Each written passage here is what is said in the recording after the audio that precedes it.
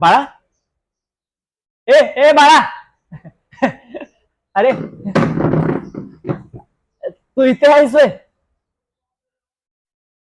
अरे, अरे बाळा, मी घाबरलो.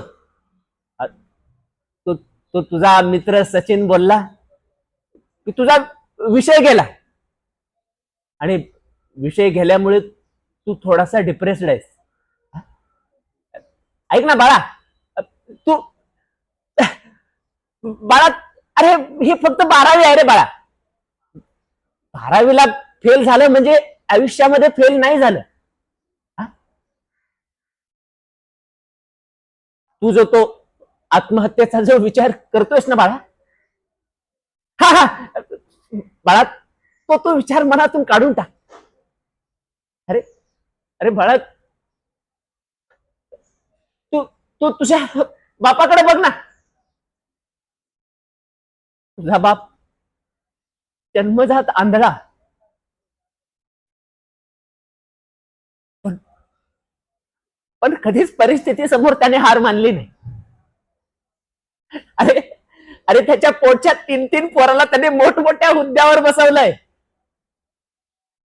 एक मोठी मुलगी अमेरिकेमध्ये मोठ्या सॉफ्टवेअर कंपनीमध्ये नोकरी करते, 2 लाख पगार आहे.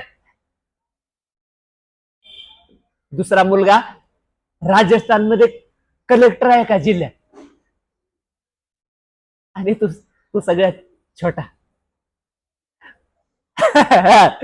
बाळा, तू जेव्हा जन्मालाच ना, तुझी आई खूप खुश होती. ती म्हणायची की आपल्या वंशाचा दिवा हा आपला बप्या आहे.